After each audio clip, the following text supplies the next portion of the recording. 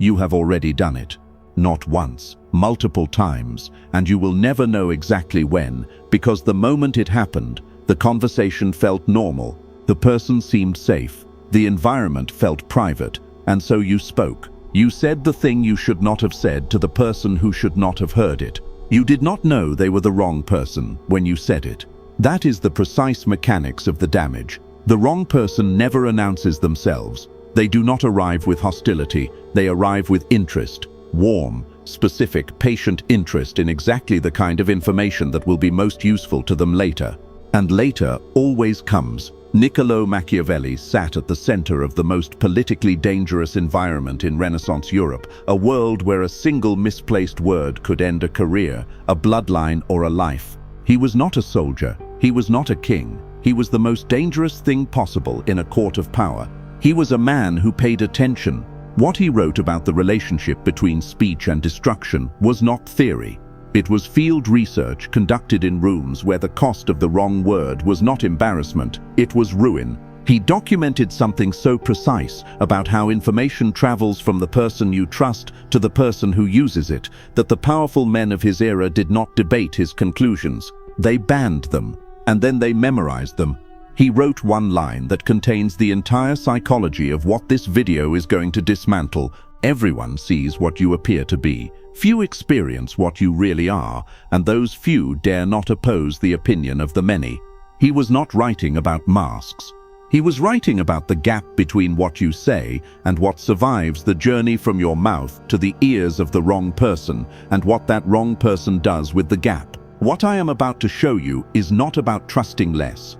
It is about understanding precisely with the surgical accuracy that Machiavelli applied to every court he ever studied, what speech actually costs, who actually receives it, and why the most expensive words you have ever spoken were the ones you delivered in the moments that felt safest. Stay with this. Let us start with the mechanics of how this actually works.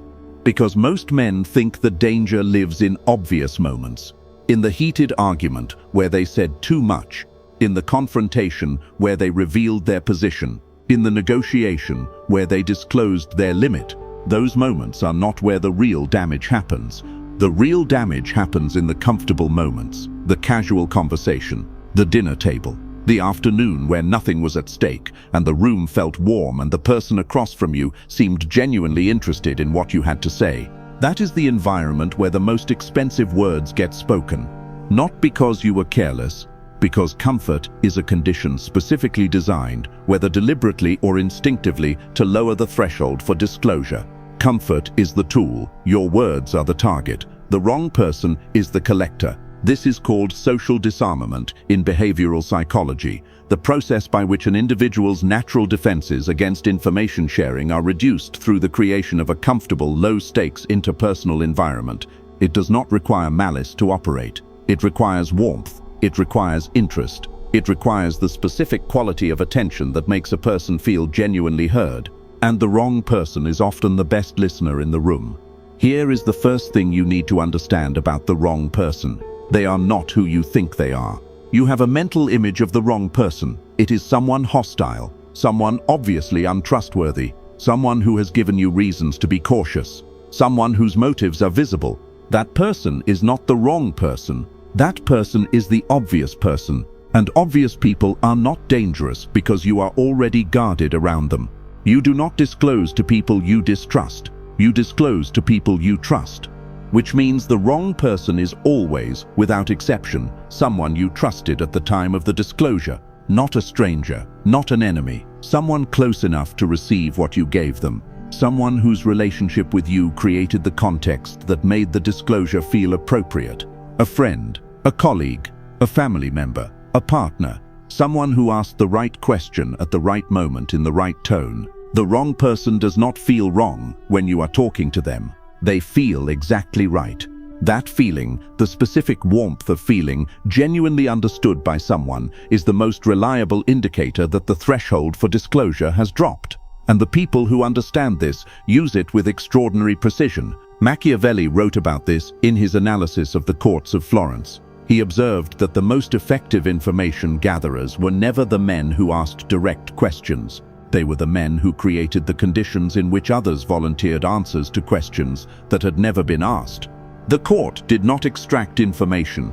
It received it freely because the environment had been constructed to make free giving feel like intimacy. Your life contains courts. You just did not know to call them that. Let us talk about what gets said in these courts, because not all disclosures carry the same cost.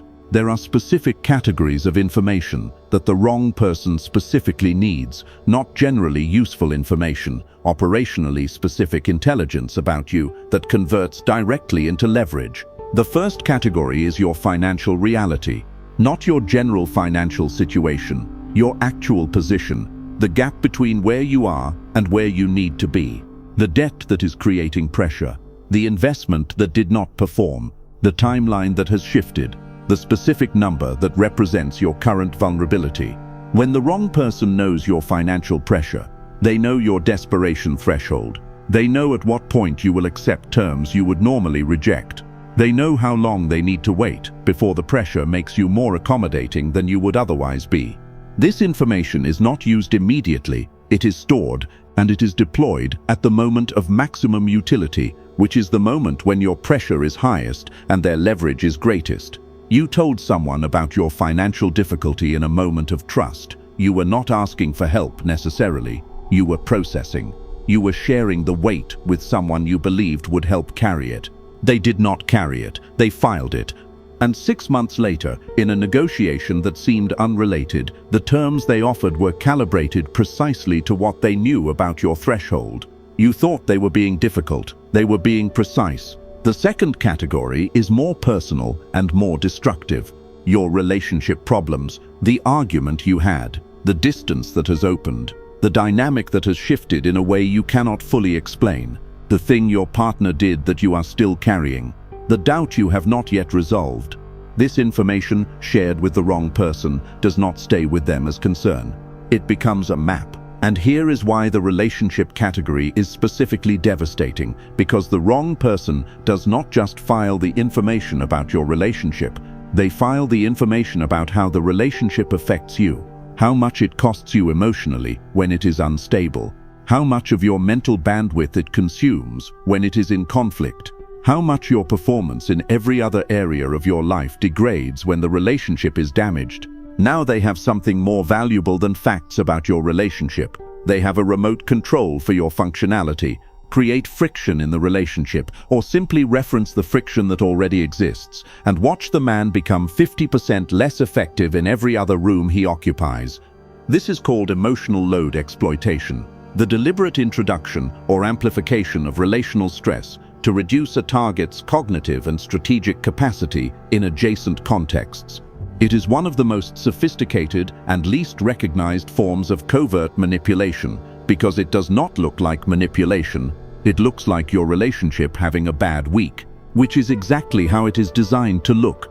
The third category is the one most men underestimate because it feels too distant to be relevant. Your past. The thing you did that you are not proud of. The decision that produced a consequence you are still managing. The version of yourself that existed before the current version and the specific acts that defined that version. You shared this in a moment that felt like intimacy. Perhaps you shared it to demonstrate growth. Perhaps you shared it to create closeness, the specific vulnerability exchange that feels like deepened trust.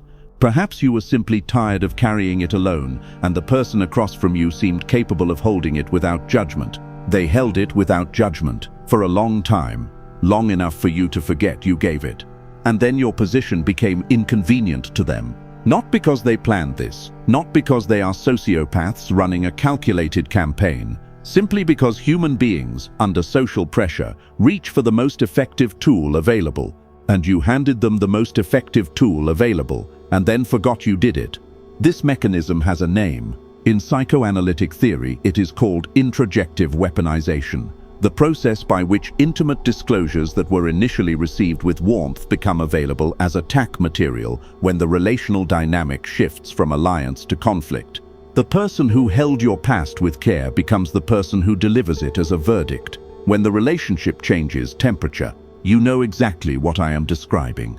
You have been on the receiving end of this. Someone who once listened without judgment handed you your own words as evidence of permanent character in the middle of a conflict that had nothing to do with the original disclosure.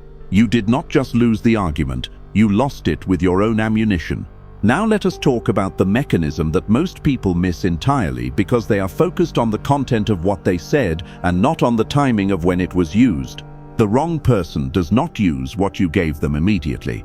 This is the critical misunderstanding that keeps men making the same expensive disclosures repeatedly. They share something, nothing bad happens, and they conclude the disclosure was safe. They update their model of the person as trustworthy and share more in the next conversation. The wrong person is not operating on an immediate timeline. They are operating on a strategic one. This is called information banking, the practice of receiving and storing disclosed information without deploying it, allowing the relationship to continue accumulating disclosures while maintaining the appearance of trustworthiness until the moment when the accumulated intelligence has its highest strategic value. Think about a chess player who does not take every piece the moment it becomes available. They position, they accumulate advantage. They wait for the moment when the combination of available pieces produces a result that ends the game, rather than a small local advantage. The wrong person plays chess with your disclosures, and you have been playing as if each conversation is a separate game. It is not. Every conversation you have with the wrong person is the same game. The pieces are accumulating, the position is being built. The moment will arrive when the combination becomes a move you cannot recover from. Julius Caesar understood this so thoroughly that he operated with a specific principle regarding information and trust in the Roman political environment. He was famously difficult to read, not cold, not hostile, but calibrated. What he shared, and with whom he shared it, was never accidental. He understood that the courts of Rome were filled with men who were charming, interested, warm, and patient, and that charm, interest, warmth, and patience were the four qualities most commonly deployed by the most dangerous people in the room. He did not distrust everyone, he distinguished. He made a specific determination about what category of information was appropriate for each category of relationship, and he kept the most strategically sensitive categories in a vault that warmth alone did not open. Here is the scenario most men will recognize, and most men will refuse to acknowledge having lived. You are doing well. Something is working. A project is gaining momentum. A business is beginning to produce results. A plan is coming together. You have worked for this quietly, and the early results are visible only to you. And then you tell someone, not because you needed to, because the human need to be witnessed in success is as powerful as the human need to be seen in struggle. You wanted someone to know. You wanted the private victory to have a witness. So you told the person closest to you at that moment. The friend who has been around for years, the family member who asked how things were going, the colleague who seemed genuinely pleased by your progress. And within a month, something changed. Not dramatic, subtle. The friend's enthusiasm cooled slightly. The family member began introducing doubt into conversations, not hostility, just questions that planted uncertainty. The colleague began positioning in ways that created friction you could not quite identify. You attributed it to coincidence, to their own life pressures, to something unrelated to your disclosure. It was not unrelated. What you experienced was competitive anxiety, activation, the involuntary psychological response in others that occurs when your progress threatens the established relative positioning between you. Most people do not consciously decide to undermine others when they hear of their success. Their nervous system makes the calculation automatically. Your gain is processed as a relative loss for them, and that processing produces behavior designed to slow, complicate, or diminish the gain without the person being fully aware of what they are doing. Schopenhauer, the German philosopher whose understanding of human motivation was so accurate that reading him feels less like philosophy and more like surveillance footage, wrote that envy is the most intimate of emotions. It does not exist between strangers. It requires proximity, familiarity, and the specific pain of comparison between people whose lives overlap.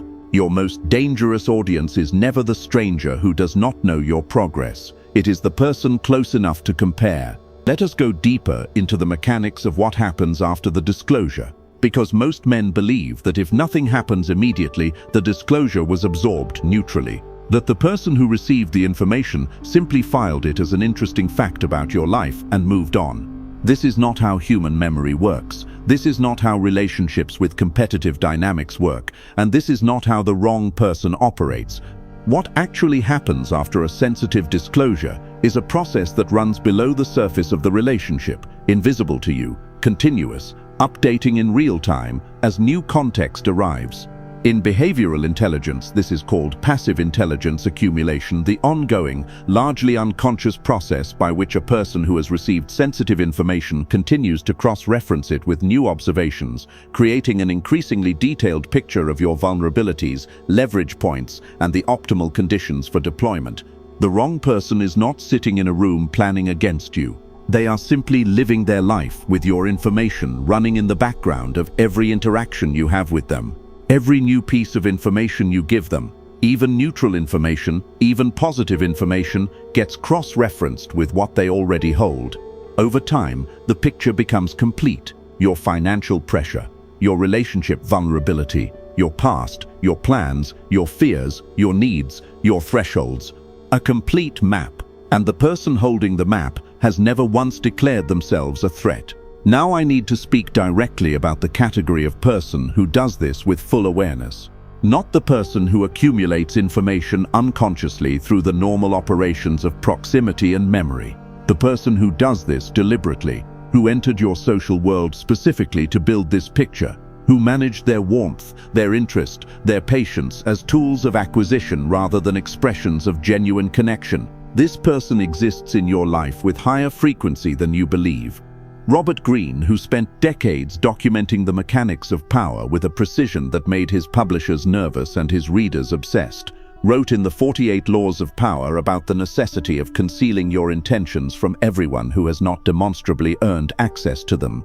He was not advising paranoia, he was advising the same strategic calibration that Machiavelli observed in every powerful man who lasted.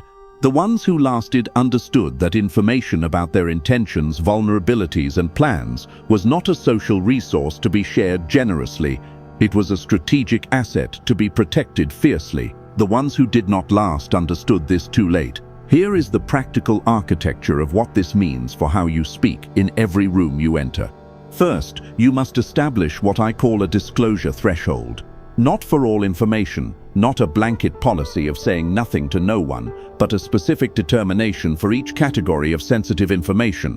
What is the minimum relationship depth required for this category of disclosure? Your financial reality requires a relationship that has been tested under pressure and demonstrated integrity in conditions where using the information would have been advantageous to the holder.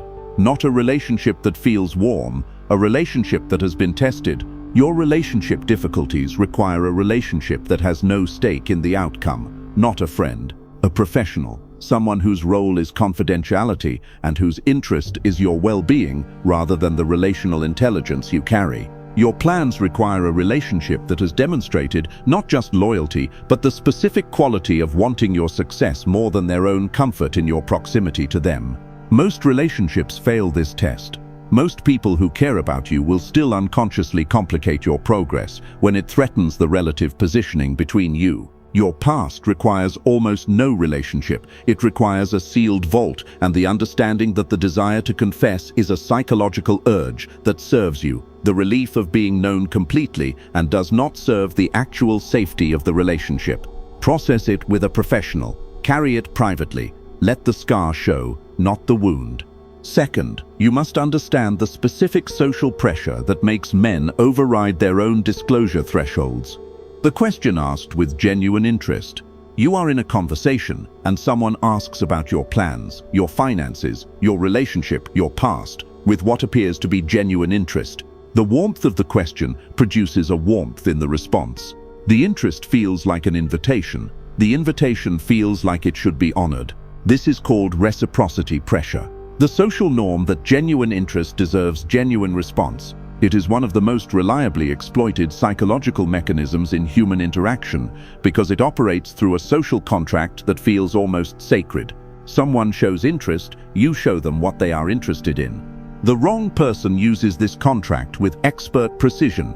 They ask the right question at the right temperature. The contract activates. You honor it. You can honor the contract without honoring the specific content of the request. Genuine engagement does not require full disclosure. You can be warm, interested, present, and fully engaged while keeping the sensitive categories protected. The response to a question about your financial situation is not a breakdown of your actual position. It is a surface answer that acknowledges the question without revealing the answer. Things are moving forward. There are challenges, but I'm working through them. True, warm, complete, and strategically empty.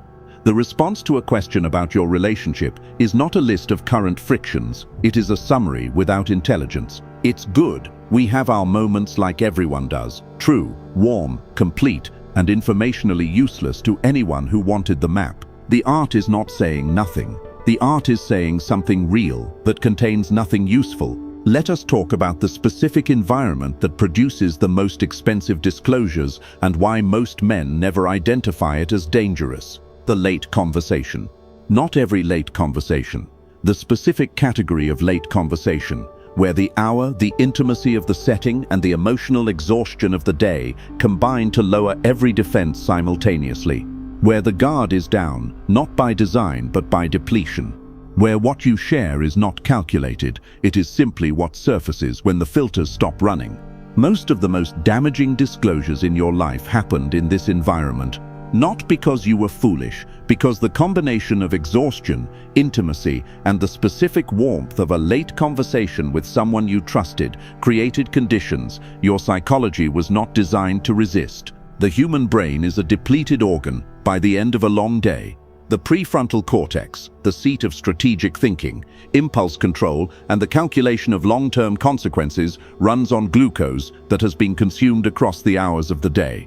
By late evening, its function is measurably reduced. What remains is the emotional brain, warm, responsive, and far less concerned with the downstream consequences of what it is about to share.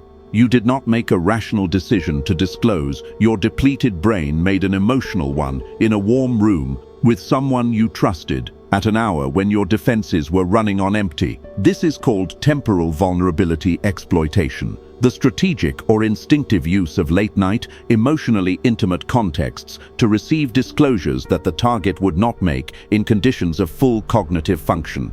The wrong person does not need to plan for this, they simply need to be present for it.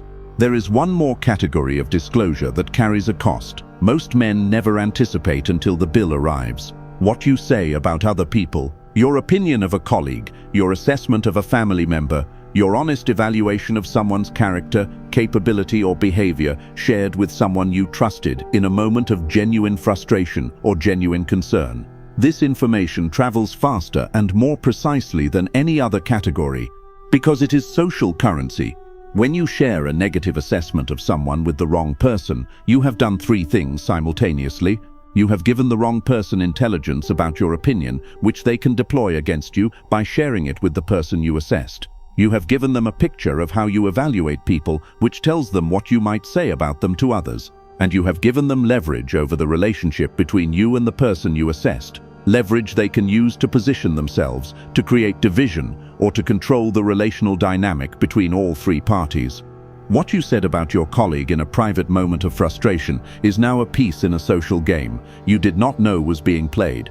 The wrong person does not share what you said maliciously. They share it strategically, in the right context, with the right framing, at the right moment, and the consequence arrives at your door wearing the face of a damaged relationship you cannot explain. Machiavelli was specific about this dynamic. He wrote that the most effective way to create an enemy is not through direct conflict, it is through the management of information about one party to another. The prince who does not control what is said about him in adjacent relationships has surrendered the most important territory in the court, not land, not money. The narrative. Your narrative is being written in conversations you are not in, by people who received the raw material from you directly. Control what you give them to write with. Here is the principle that governs all of this. The single operating rule that, if applied consistently, changes every conversation you will ever have from this point forward. The room is never as safe as it feels. Not because the people in the room are universally dangerous, because the dynamics that convert a safe room into a costly one are not visible at the time of the conversion. They emerge later under conditions that did not exist when you spoke. Relationships change, temperature, interests diverge. People who were genuinely warm become genuinely threatened by your progress and act accordingly without fully understanding why. The safety of a room is not a permanent condition. It is a current state that can change without warning, retroactively making everything you said in the room available for use in conditions you never anticipated. The man who speaks with this understanding does not become cold. He does not become distant. He does not become the person who says nothing and offers nothing in any conversation. He becomes precise. He engages fully. He is warm, present, interested, and genuine in every interaction. But the specific categories of information that carry strategic weight, financial reality, relationship vulnerability, plans, past, assessments of others, those categories are governed not by the warmth of the current moment, but by the architecture of the relationship over time. He gives the conversation everything it needs. He gives the wrong person nothing they can use. That distinction between a warm presence and a precise disclosure is the entire lesson. And the man who learns it stops paying the costs that most men pay their entire lives without ever understanding the invoice. If this video named something you have already paid for, if somewhere in what was covered you recognized the conversation you should not have had, and the person you should not have trusted with it, like this video, not as a favor, because it tells me this content found the right person. Subscribe if you have not. This channel does not trade in comfort. It trades in the kind of precision that changes how you operate, because it is too accurate to argue with. Now, everything I gave you today is what this platform allows. There are deeper frameworks, operational protocols for reading the wrong person before they receive anything. Dark influence mechanics that explain not just how information is used against you, but how to reverse the dynamic entirely. The specific psychological architecture of the person who collects and deploys your disclosures, how they think, how they move, how they are identified before the damage is done. Those frameworks exist behind the join button below. Inside is a small circle of men who have decided that operating without this knowledge is no longer acceptable. Men who want the complete architecture, not the introduction, the full system, at the level of precision this format cannot contain. It is not for everyone. It never was. If you watched this video and felt not just recognition but the specific urgency of someone who wants to go further, the join button is below. The circle is small, because that is what makes it worth being inside. You stayed until the end. That kind of attention is rare. It is also exactly the quality this channel is built for. The man who does not leave when the content gets difficult, who stays when the truth gets uncomfortable, who finishes what he starts. Guard what you say about that quality as carefully as this video told you to guard everything else. The wrong person is still in the room. The only question is whether you still give them anything to use. I will see you in the next one.